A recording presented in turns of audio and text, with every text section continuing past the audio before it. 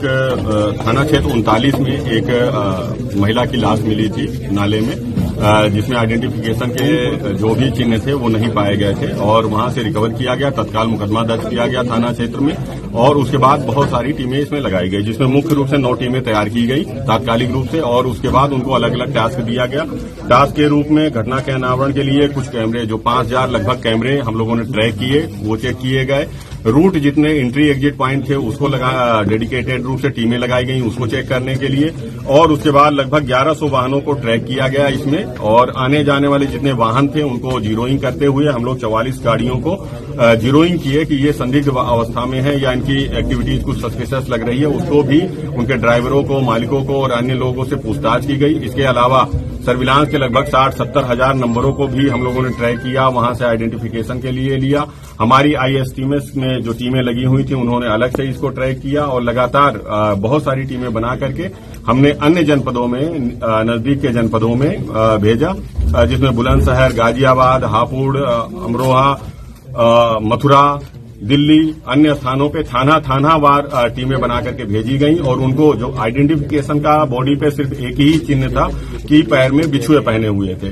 इसको लेकर के एक फोटो बनाया गया, एक पैम्फलेट बनाया गया और उसमें उसके विवरण को लिख करके जो बॉडी लगभग 5 फीट 4 इंच के अराउंड अनुमानित की गई थी उसको और जो आइडेंटिफिकेशन का मार्क्स था, चिन्ह, वो बिछुआ पहना हुआ पैर में, उसको लेकर के 40 लोगों की टीम सभी थानों पे जो दिल्ली के थे, अन्य जनपदों के थे, वहां पे भेजा गया। वहां पे जितने भी मिसिंग रिपोर्ट थे उसकी एनालिसिस कराई गई और उसके अलावा जो डीसीआरबी में रिपोर्ट होती है मिसिंग की, उसको एनालिसिस कराई गई। जो भी अनवर्कआउट केस थे उसको आइडेंटिफाई कराया गया, उनसे संपर्क किया गया, उनको पहचान के चिन्ह भेजे गए और उनसे वार्ता की गई और इस तरीके से लगातार टीमें दिन रात लगी हुई थी। कई सारी टीमें जो हमारी एसीपी, एडीसीपी और हमारे थाना क्षेत्र और पूरे जो हमारा जोन है उस पूरे जोन की टीमें और सीआरटी टीमें, सभी टीमें इसमें लगी हुई थी। मैम, सीपी मैम ने इसको बहुत ही पर्सनल रूप से बहुत ही गंभीरता से लिया था।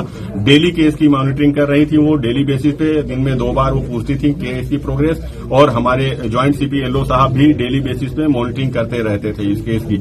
उनके निर्देशन में और मार्गदर्शन में ये पूरा केस का खुलासा हुआ। जब एक संदिग्ध बस उस घटनास्थल से निकलते हुए पाई गई तो जीरोइंग करते हुए जो हमने अन्य वाहनों की जीरोइंग की थी उसमें ये पाया गया कि एक बस है जो संदिग्ध रूप से जा रहा है। तो कई वाहनों के ट्रैकिंग में जिसको हम लोग कर रहे थे, ड्राइवर और उनसे पूछताछ, उसी क्रम में इस बस के ड्राइवर से जब पूछताछ के लिए हम लोग बरौला क्षेत्र में गए तो वहां जानकारी मिला कि इसका कुछ व्यवहार संदिग्ध है और जो वहां पूछताछ की गई आसपास के लोगों से तो पता चला कि ड्राइवर एक महिला जिसका नाम प्रीति यादव है, वो 5-6 दिन से लापता है, जो इस ड्राइवर के संपर्क में रही थी और वहां से 300 मीटर की दूरी पर इसके पास ही रहती थी। और उसके जब और गहनता से पूछताछ हुई तो पता चला कि ये जो मोनू है, मोनू सिंह, वो पूछताछ के लिए बुलाया गया और उसने बताया कि जो इसकी माँ है, मोनू की माँ और प्रीति की जान पहचान हो गई थी। एक फैक्ट्री थी बरौला में जींस की, जहां पे ये लोग साथ में काम करते थे। साथ में काम करते हुए पहचान हुई थी और फिर घर आना जाना शुरू हो गया था। इसके बाद लगातार इसके घर आती थी। वहीं पे जो मोनू था उसका प्रीति से अनैतिक संबंध बन गया था। अनैतिक संबंध बन गया और लगातार वो इस पे दबाव बनाने लगी। चूंकि 2-2.5 साल से ये संपर्क में थे, आपसी संबंध चल रहे थे और उसके बाद इसके भी बच्चे थे, उसके भी बच्चे थे जो साथ में रहते थे। इसके परिवार में चूंकि नजदीक में रहना था, आना जाना था और इसके 2 बेटी और 1 बेटा था मोनू सिंह के। तो धीरे धीरे चीजें उलझती चली गई। कई बार इनको आपस में झगड़ा होने लगा, विवाद होने लगा। पारिवारिक विवाद के रूप में वो लगातार दबाव बनाती रही कि तुम मुझे पैसे दो, 4-5 लाख रुपए पैसे की भी मांग करती रही और इसी क्रम में झगड़े के दौरान कई बार उसने कहा कि मैं तुम्हारी बेटियों से अनैतिक कार्य कराऊंगी। उसको कहीं न कहीं इस बात का दुख हुआ कि ये हमारे परिवार से, हमारी बेटियों से अनैतिक कार्य करवाएगी। तो इसलिए कई दिनों से वो ये प्लानिंग में आ गया कि महिला इतना प्रताड़ित कर चुकी है मुझको कि इसे रास्ते से हटा दिया जाए, जैसा कि उसने पूछताछ में बताया। इसने कई दिनों से सोचा, फिर एक दिन इसको बुलाया महिला को, उसके घर गया दिन में और वहां से एक गड़ासा जो मछली मुर्गा काटने वाला था उसको लिया और महिला को बुलाया कि तुम भी आओ और एक बस में इसने उसको बैठाया। जो ये बस चलाता था, एक सत्संग के उसमें चलाता था। ये बस में बैठाया करीब 3-3:30 बजे के आसपास और लेकर के निकला। वो आकर के एक सीएनजी पेट्रोल पंप है जो घटनास्थल से दूसरी तरफ पड़ता है थोड़ी दूर पे, वहां पे रुका। उसने स्वयं के लिए एक पराठा लिया और महिला के लिए मैगी लिया। वहां पे दोनों अंदर केवल 2 ही लोग थे उस बस में, और एसी बस चुकी थी और उसमें डार्क ग्लासेस लगे होते हैं, तो वो एसी बस थी। वहां पे इसने उसको खाने के लिए कहा। वो खाने में थोड़ा नानुकुर कर रही थी और उसी में झगड़ा फिर से पुनः इन लोग का स्टार्ट हो गया। दोबारा जब झगड़ा स्टार्ट हुआ तो उसको, इनकी बेटियों को पुनः उसने प्रवोक किया कि तुम्हारी बेटियों से अनैतिक कार्य कराएंगे।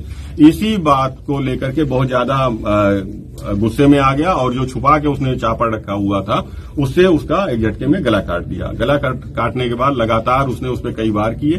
पहचान के जो भी चिन्ह थे इसने ये पूछताछ में बताया कि इसको लगा कि फिंगरप्रिंट से या आइरिस से या चेहरे के मिलान से पहचान हो सकती है, तो इसने फिर पूरा कई वार करके गला काट दिया, सर हटा लिया वहां से, और पंजे भी दोनों हाथ के काट लिए। उसको लेकर के और उसके महिला के सारे कपड़े एक झोले में भर लिया और महिला को नाले में ही वहीं पे फेंक दिया। उसके बाद बस को ले गया और गाजियाबाद में एक सिद्धार्थ बिहार कॉलोनी है, वहां पे इसने बाकी के सामान, जो बाकी बॉडी पार्ट थे उसने झोले में जो रख रखा था उसको वहां रख करके उसको एक बार कुचला।